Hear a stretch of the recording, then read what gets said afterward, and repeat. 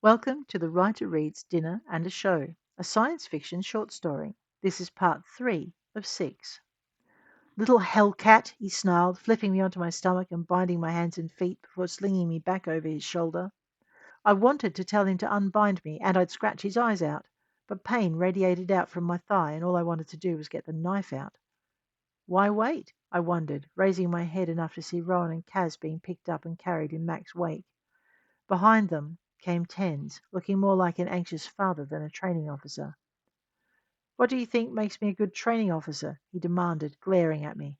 "I'd tell you to call him back, but they can monitor your head, and I'd rather they didn't know he was missing from his."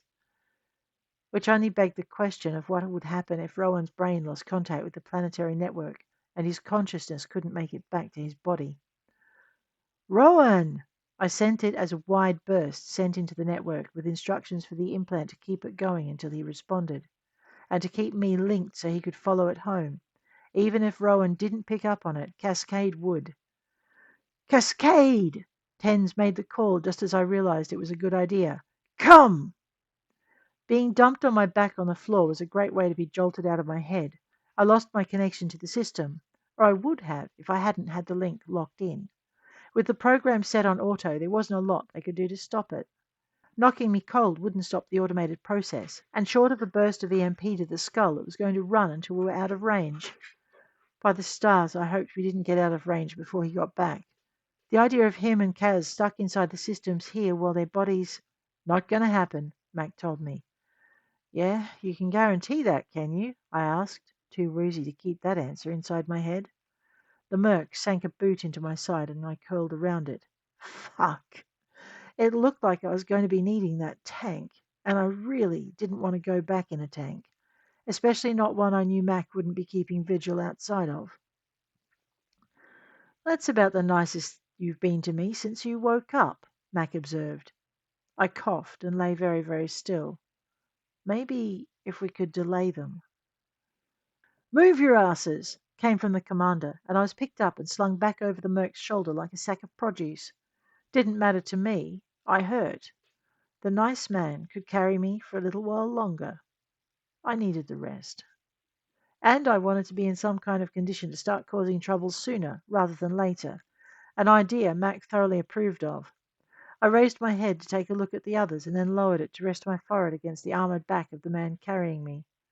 That didn't stop me seeing when my captors carried me into the waiting transport, or when Mac, Tens, Stepien, and Case all followed. I had to admit, seeing Kate dragged on board after was a relief. For a minute there, I thought they were going to end her. Of course, if we didn't get her out of this, being shot in the head would have been a better way to go. I had no doubt these guys were filling one of the contracts the Arak had out, and collateral damage would just mean a bonus snack for those 8-legged bastards. Yeah, we had to get Kate out of this. She didn't even know what she'd gotten herself in for. "Rowan?" Man, I hoped the little rat could hear me. "Just get ready." Mac was giving orders, as usual.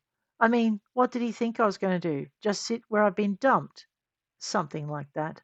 Smart ass. As if my words were prophecy, the guy carrying me dumped me in a flight couch and buckled me in.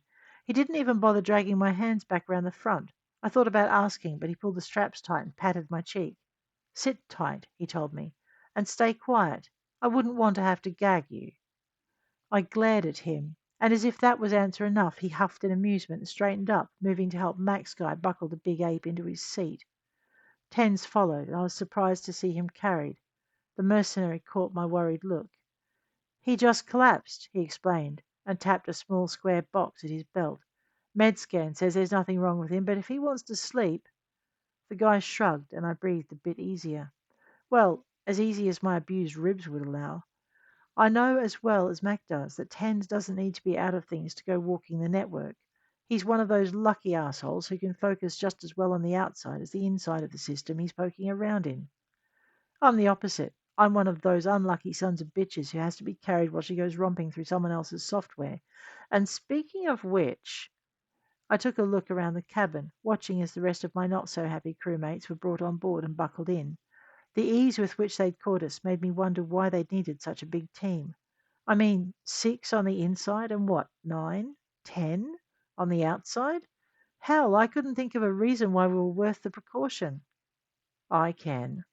Mack's tones had taken on a familiar darkness, one that read less like mischief and more like murder. Now that he mentioned it, so could I. I sighed and remembered what Tens had said about my implant giving me away. It made me wonder if I could get into the shuttle systems without any of the goons around us noticing. You can. This time it was Tens. Got a shielding program running so you can go do what you do best. He had? For a moment I wondered what I'd done to deserve the favor, and he answered that too. Rohan. Oh, well, that. I got it. Oh, well, that I got. I closed my eyes and sank into my head, coming out of it with a yelp when one of the mercs poked me in the ribs. The ribs he'd kicked not so long ago. What's a girl got to do to get some sleep around here? I snapped, and he wagged his finger in front of my face. And I thought I told you to stay quiet, he admonished. Well, I wasn't putting up with that. You poked me, I reminded him. He gave me a lazy smile. Sure I did, he conceded, but I didn't give you permission to speak. Well then, it sucks to be you, doesn't it? I taunted, and he reached into one of the compartments on his armoured suit, and I discovered it sucked to be me, and that all-purpose tape was a universal tool, a bit like the ones who knew how to use it for its non-repair purposes. Ass-hat, I thought, making a show of throwing myself back into the seat and closing my eyes, before settling into that pseudo-sleep most mercs learned early in their career. If they didn't, they usually had a very short career, since it didn't take a lot to recharge if you learned to take what rest you could between missions or during drops. Fatigue kills, indirectly, but it does. I settled, knowing the mercs around me thought I was too cowed to try anything, and that they'd pick up anything I did try. It really did suck to be them. I might not be able to do much on the physical side of things, but I sure as shit could take myself for a run through the shuttle's systems, if I could find a way into them. And just like that, Tens opened up a door for me. There you go, he said, and I swear to the stars the man was grinning like there was no tomorrow. Mack's mental presence trotted through my skull, slapping me on the shoulder as it passed. You're holding up the party. Yeah, these guys went cheap on their countermeasures, Tens added. They only think they're secure. Given that Tens regularly hacked harder targets like battle cruisers of the state, or of Odyssey, or any other merc company he deemed it necessary of, that wasn't saying much. The man had had way too many years of practice under his belt. I hope you're not commenting on my age, girl. Wouldn't dream of it, I told him. Nah, you just jump right in there and do it, Mack put in, and I rolled my eyes, then got my mind on the job. Anything in particular you'd like me to do? I asked, because I was sure there had to be something. Take control of the shuttle and land it somewhere Exarch finds inconvenient, Tans told me. But what about Case? I asked, knowing she was the best pilot we had, and she was right on board with the rest of us. Her name conjured her presence, right alongside Stepion's, and the damned woman leaned over and pinched my cheek.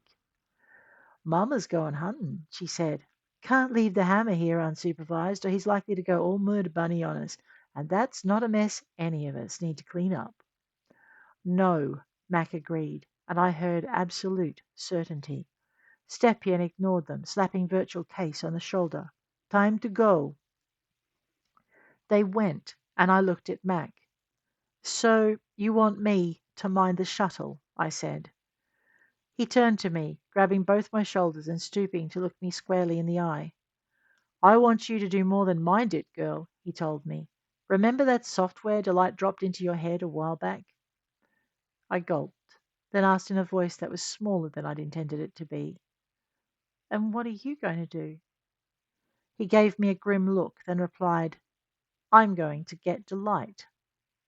Judging from the look in his eyes, that wasn't all he was going to do. In fact, I'd wager words were going to be exchanged, and possibly insults.